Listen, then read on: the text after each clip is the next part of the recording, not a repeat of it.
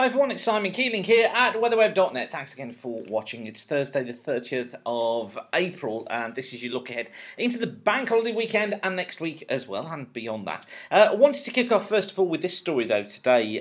This is from The Guardian but it's across all newspapers about the air pollution ruling that came out yesterday from the Supreme Court ordering the UK to clear up on air pollution. Now I don't want to blow one's own trumpet or indeed would I get wheezy trying to blow one's own trumpet. Because this is something we've been banging on about at weatherweb.net for some time. This was a musing that went out last year. In fact, it was in August last year. And you can see here where I wrote the piece about could diesel be the new tobacco. I then updated that article as well, and I'll put links to these here. You can see that I was talking there about diesel cars, the health, and the potential for premature deaths caused by those cars now, or rather by diesel pollution that's been alleged. Now, as I've said all the way through this is not a witch hunt against diesel car owners. In fact, far from, because I was one myself until not too long ago. But I could see the evidence that was emerging, and I decided that when we changed our car, we went for a low-polluting petrol model. But that's because I had the choice to do so, and because I was aware of the facts and the information that was coming out surrounding this. So I'm really pleased actually the Supreme Court has ruled on this, and this is something I'll be writing more about as we go through the next few weeks and months here at weatherweb.net. But it's certainly something, you know, to be considering. The pollution problems that we have at the moment in the UK have been really understated and haven't been taken as seriously as they should be. So perhaps now we may see a little bit of a change taking place on that. As you know, I'm not kind of a green-wearing person at all. I kind of sit on the fence with it, but take sensible decisions as to the environment and influences on the environment. And this, to me, seems to be one eminently sensible one.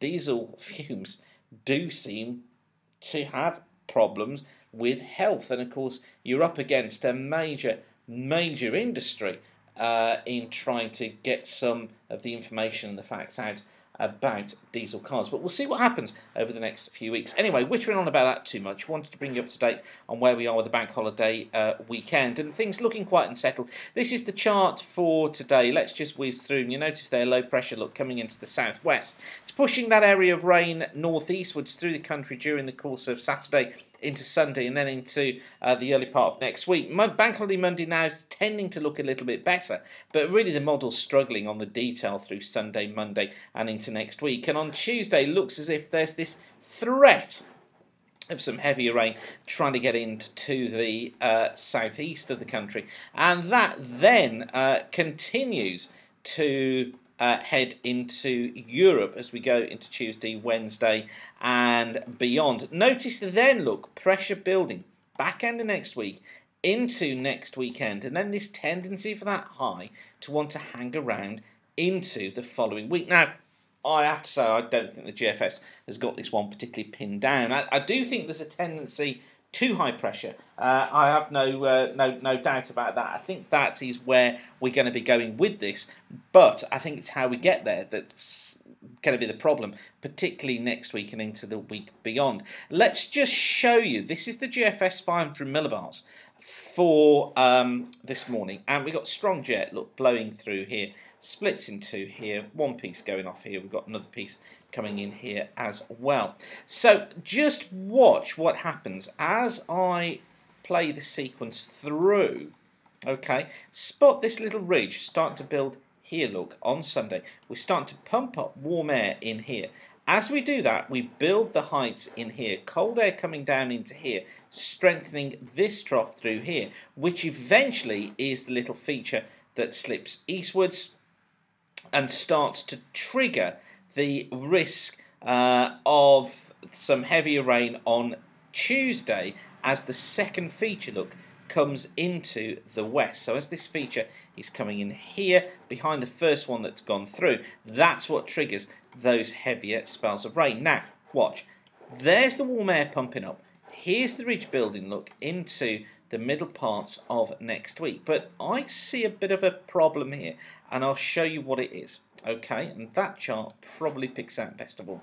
End of Wednesday. Right, so heights building here. This is temperature, warm air building north, so that builds the heights. Yeah, imagine it's the atmosphere expanding in its low levels, or the troposphere expanding, and that then builds the heights. Okay, so we're building the heights in here, ridge gets going. But look, here's the cold air still feeding into the back here, and into this trough here particularly. So what's happening is, this trough is being strengthened all the time. It's coming into the back here.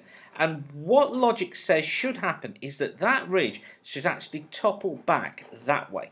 So what we should find happening is the ridge eventually ending up through here, something like that, and the trough being in here, something like that. And eventually what then happens is jet breaks through, low slips its way southwards, high collapses south across the UK. That's our building high into the middle parts of May. But the GFS at the moment, not particularly picking up on that. Yes, it kind of just wants to keep on pumping the ridge back in. Look, building it all the time. Yes, it gets the idea of some little cut-off in the trough out here in the middle of the month.